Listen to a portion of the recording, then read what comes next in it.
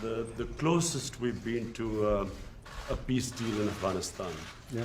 And there is no military solution in Afghanistan. There is no military solution because, as Mr. President says, if you go all out military, there will be millions and millions of people who would die. So there is only one solution. And I feel, and I think we will discuss this, it's the closest we have been to a peace deal. And we hope that in the coming days, we will be able to urge the Taliban to speak to the Afghan government and come to a settlement, a political solution. And what the Prime Minister, excuse me, what the Prime Minister just said is a very big story, and that's 100% true. We've made a lot of progress over the last couple of weeks, and Pakistan has helped us with that progress. But a lot of great things are happening. A lot of things are happening for the United States, and I think a lot of great things are going to be happening for Pakistan, too, under your leadership. I really feel that. Thank you. Okay. Mr. President, on Iran, are we closer to negotiations or to armed conflict? I think Iran doesn't know where they are. I've been watching and reading a lot of reports, and right now they're a very mixed up country. They don't know whether they're coming or going. They have tremendous problems economically. Their country's in turmoil. They're having demonstrations all over Iran. Their inflation rate's at 75%. They have a lot of problems. So whatever it is, it is. I'm just going to sit back and wait. Let's see what happens. But I will say they are doing very poorly as a country, and we'll see what happens. We did actually, because they said no, and you know, it's a religious country or religious leaders, but they lie a lot. We did shoot down. Unfortunately, we had to shoot down a drone. The drone came down. You know how it came down, with a new technology that's actually quite amazing. But we took down one of their drones. Instead of saying, yeah, that happened, they lie. They say it didn't happen. So we have, there's a lot of proof. It's called, take a look at it on the ocean floor. Just go down there, take your scuba gear and go down there in the, one of you would do that, I know. But we took down a drone. I think very importantly, I read a report today about CIA. That's totally a false story. That's another lie. They put out propaganda. They put out lies. I don't think Pakistan would ever do a thing like that, right? Definitely not. Pakistan never lies. Definitely not. But Iran does, unfortunately. So let's see what happens with Iran. We are ready for the absolute worst, and we're ready for sense, too. But we are very geared up, and if they are really the #1 state of terror in the world. Now, I have to say they've pulled back because their money is running very low. The deal that President Obama made was a disaster because it was such a short term. It didn't cover ballistic missiles, and they couldn't see the important sites. Under this, you couldn't inspect the important sites. There were many things wrong. And of course, they gave $150 billion plus $1.8 billion in green, beautiful cash. That's called many plane loads of cash. I think Pakistan would like to have some of that cash.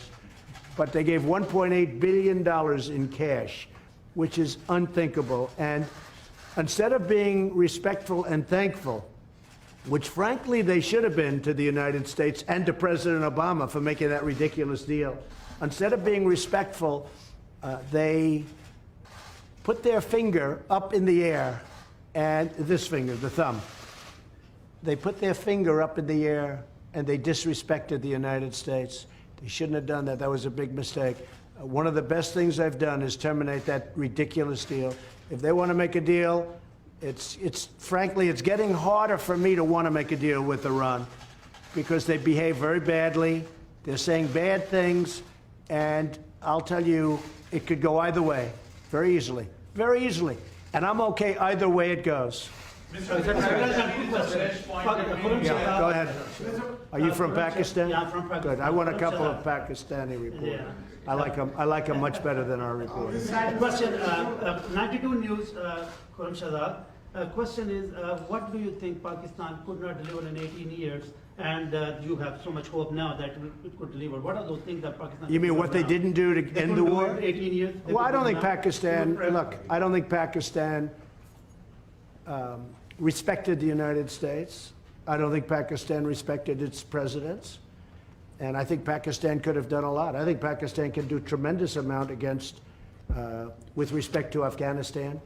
they didn't do it, and I don't blame them because they were dealing with the wrong president. Who knows? But I think Pakistan could have done, they're helping us a lot now.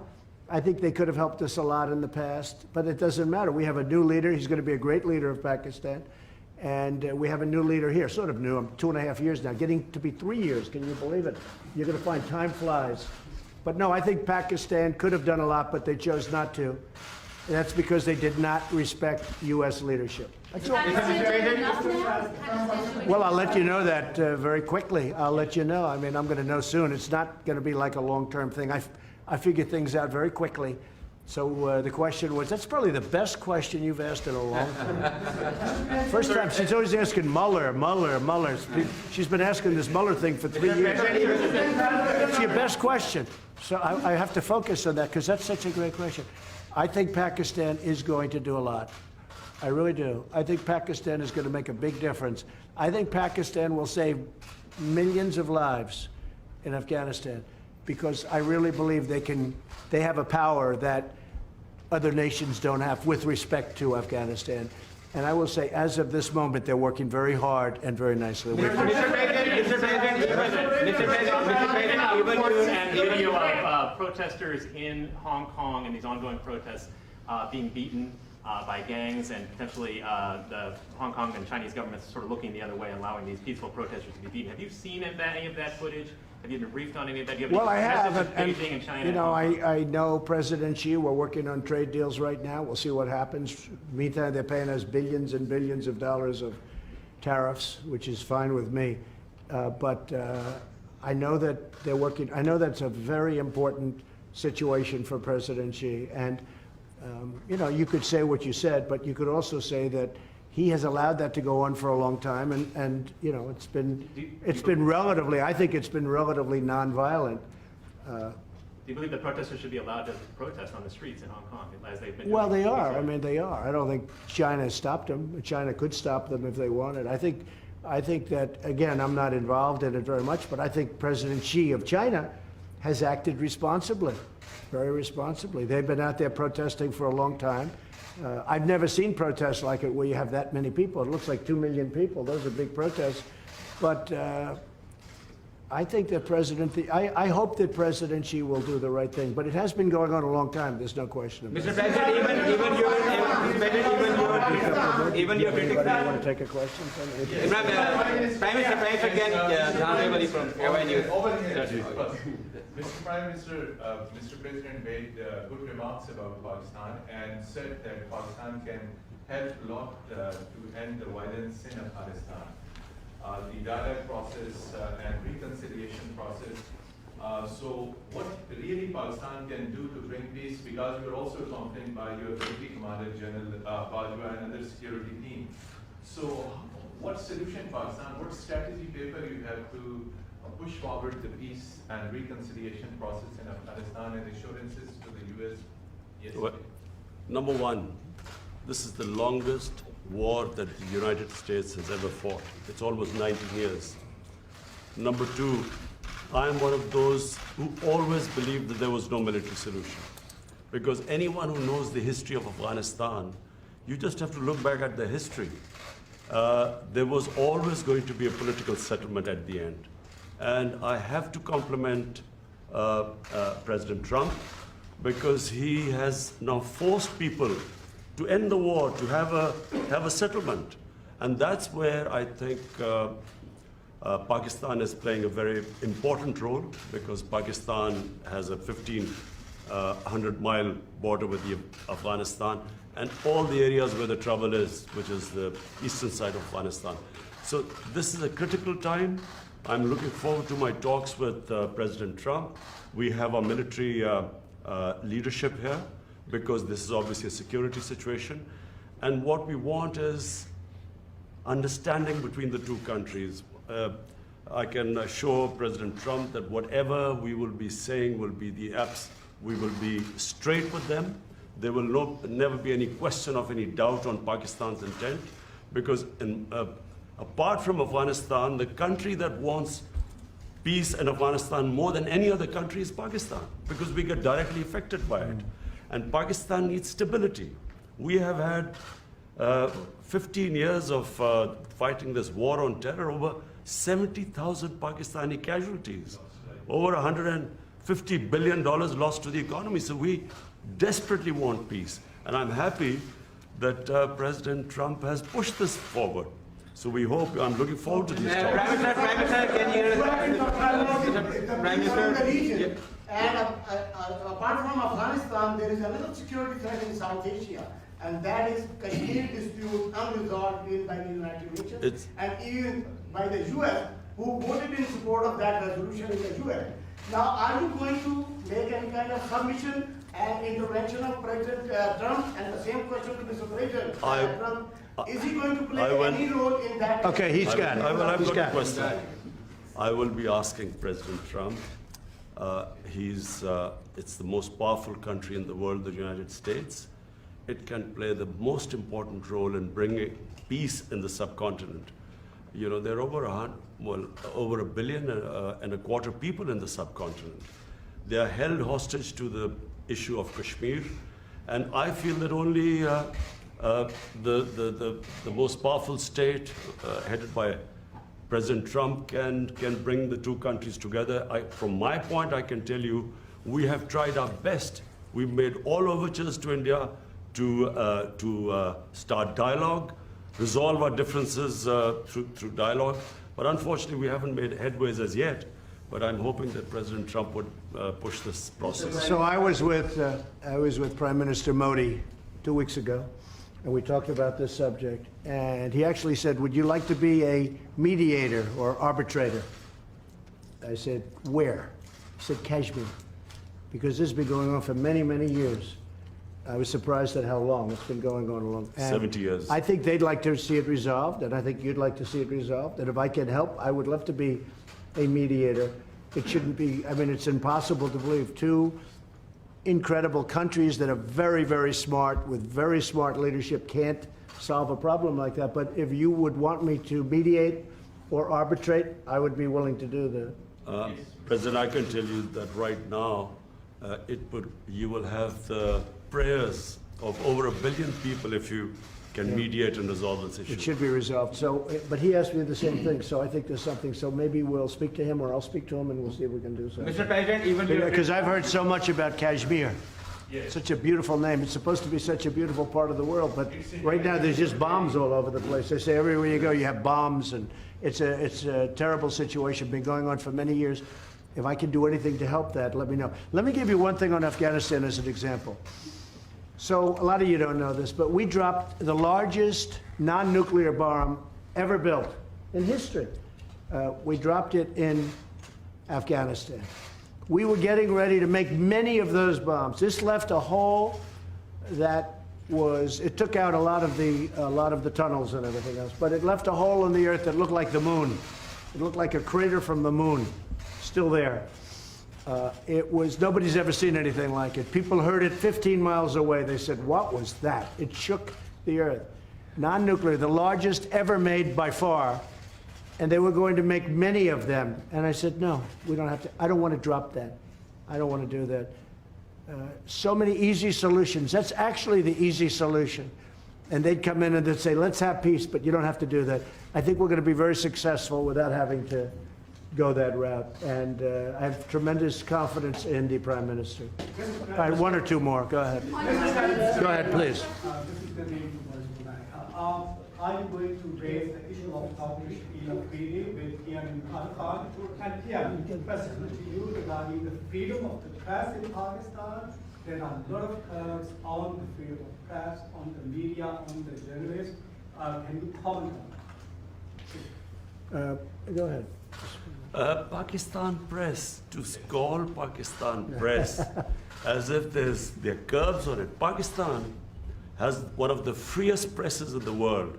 All you have to do is, since I've been the Prime Minister in the last 10 months, I mean, the criticism I have received from my own press, unprecedented. So to say that there are curbs on Pakistan press is a joke. When you say unprecedented, it can't, wait a minute, wait. There's no way you're treated worse than I am. Mr. Prime Minister, you are fighting, Mr. Prime Minister. You're going to have to speak because I didn't hear your words. Yes, the question was, are you going to raise the issue of freedom or release of Dr. Freedom of the press? Dr. Freedom of Dr. Oh, yes. The doctor who helped, We will do that. We will. We're talking about hostages. We're talking about hostages being held in various places. I've had very good luck with hostages, with North Korea, with many places. They've treated us with respect, and I appreciate it. Made a big difference. We have 2 or 3 hostages that we're talking about. That's one of the gentlemen that we have heard about.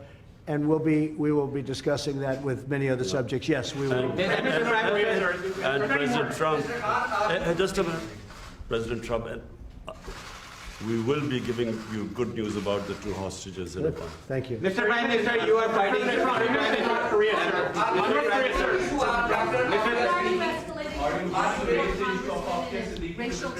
I'll tell it in a second. Go ahead. Ask it again. On your tweets, why are you escalating your feud with the 4 congresswomen and racial tensions instead of? Well, I think they're very bad for our country. I really think they must hate our country. I think the 4 congressmen we're talking about, the congresswomen, what they've said about Israel, what they've said about our country, when they talk about disgusting people, when they talk the way they talk, when the one mentioned that brown people should speak for brown people and Muslim people should speak for Muslim people, and you hear all this, it's not what our country is all about. No, I think they're very bad for our country. I think they're very bad for the Democrat Party. I think you see that, and they're pulling the Democrats way left. Nobody knows how to handle them. I feel they're easy to handle. To me, they're easy to handle because they're just out there. They're very bad for our country, absolutely. No, I don't think, no racial tension. No, there's no racial tension. Look, I had my best numbers recently, and it's because of the economy and what I've done for the African American. When you look at the African Americans are doing better than they've ever done in our country. We're creating numbers. Look at the poverty numbers. Look at so many different, look at the unemployment numbers, the best they've ever had. No, we have fantastic relationships with the African American community. I think you'll see that. Certainly, you're going to see that in 2020. I believe. Even your critics say that you are going to win the 2020 elections, and you are obviously very confident about that. Same thing with Imran Khan. Sir, you are also having a big war against corruption in Pakistan. So can you just give us a little comment on that? Well, I think he's going to win, and I think what's going to happen, of course, he's got a little ways to wait. But I'll go over, I'm going to campaign for you. I'm going to help him with this case. Sir, can you, war against corruption, can you please comment on that? Ali Imran, representing Associated Press of Pakistan. Prime Minister Imran Khan has said that Pakistan is looking for trade and economic relationships and investment in Pakistan. Are you willing to do that? Yes. Because many experts say that economic prosperity is the best antidote to extremism and militancy. I agree, and I think that's very true, and it's actually a very good question. The answer is yes. I see great trade with Pakistan, and I'm not talking about a little bit more. I'm talking about we could go 10 and even 20 times what we're doing right now. You know, Pakistan's a big country. It's actually a very big country, and they have tremendous product. They make great product. They make tremendous. I bought from Pakistan over the years when I was in the private sector. They make incredible product. They're brilliant people. They're hardworking people. I think we're going to have a fantastic trade relationship. I don't mean we'll increase it by 20%. I mean, I think we can quadruple it. I think you could go, I mean, literally, it sounds great. You could go 10 times more. You could go 20 times more. Because what we do right now is not much, and we should do a lot. So I think that's going to be, and I also do agree that that has so much to do with great peace. Having a great trading relationship has so much to do with peace and extremism in this case. I think it can have, so I expect that we will, within a very short period of time, start having very significant trade with Pakistan. Sir, are there any working level talks with North Korea scheduled at this point since you met with Kim Jong-un? No, we just have a very good relationship, and probably they would like to meet, and we'll see what happens. There was a little correspondence recently, very positive correspondence with North Korea. Between you or Again, there's no nuclear testing, there's no missile testing, there's no nothing. I think we will, yeah, at a certain point, when they're ready, we'll be ready. Good question, Mr. President. Good question on the One question, please. Go ahead. One question, please. Sayyidah from Pakistan. Will you raise the voice for Dr. Afia Siddiqui? Well, there'll be things discussed, so, that would be for afterwards. We'll discuss things. We'll be discussing it. Mr. President, if Pakistan, one of the provinces of Pakistan, Balochistan, where India is sending non-state actors to destabilize and the people from there are going to Europe and other places, and they're getting asylum in India, which is actually an indication that India is helping those non-state actors to infiltrate in Pakistan and they created and one of the guys Pakistan is holding, which was leading the network. So do you think that the U.S. will be playing a role in stopping India to, I think I can very well. I have a very good relationship with Prime Minister Modi, and I think we're going to have a phenomenal relationship with the Prime Minister of Pakistan. I do think that it's a two-way street. You say India's coming in and destabilizing Pakistan, but India's saying that Pakistan's coming in and destabilizing. So there's a lot of room right there where we could meet. I think we could meet. You had a question on Puerto Rico? Step down right now. One question. Did he step down? Oh, Should he? Yes, he's not going, look, he's not going to run for he's a terrible governor. I think you have an even worse mayor of San Juan. She's horrible. I think she's horrible. I watched her. My people did nothing but complain about her when we helped them with their hurricane problem. The mayor of San Juan, Puerto Rico, is a horror show. She's incompetent, grossly incompetent. At the same time, the governor's not good. So the United States Congress, you won't believe this. Please close your ears, because this would be, gave Puerto Rico $92 billion last year for hurricane relief. Now, they haven't got the money, all of it, but they've got a lot of it, but they're scheduled to get. The Congress of the United States handed them $92 billion. And that $92 billion is in the hands of incompetent people and very corrupt people. But the governor has done a terrible job, and the mayor of San Juan she's horrible. I think she's just terrible. She's so bad for her people. And I think the government of the United States, they have to be careful. I'm the best thing that ever happened to Puerto Rico, because we did a great job in Puerto Rico. They don't like to give me the credit for it, but we did a great job. I have many Puerto Rican friends. I have a real understanding of Puerto Rico. I've had jobs in Puerto Rico. I think the most successful, I owned the Miss Universe contest, the pageants, and we had them in Puerto Rico twice, and I'll tell you, we had tremendous successes. In fact, they said literally 100%, this never happens, almost, I think it was close to 100, but 100% of the island itself was watching. They liked those pageants. Now, I've had a great relationship with Puerto Rico. I'm the best thing that ever happened to Puerto Rico. But Congress has given them $92 billion. Pakistan would like some of that, right? 92, not 1.3, because Pakistan was getting 1.3. $92 billion, and the money is squandered and wasted and stolen. And I'll tell you what, the senators are not happy about it, and Congress is not happy about it, because you really do. You have incompetent, totally, grossly incompetent leadership at the top of Puerto Rico. The people of Puerto Rico are great. And the people of Puerto Rico like me, and they should, because nobody's given them what I give them. But the leadership is corrupt and incompetent.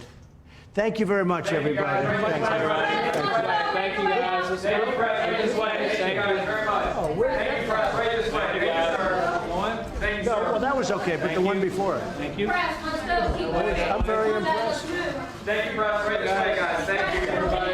Thank you, everybody. Thank you, Press. Right this way, guys. Thank you. Press, let's go. We're finished. Press, we're leaving now. Thank you, sir.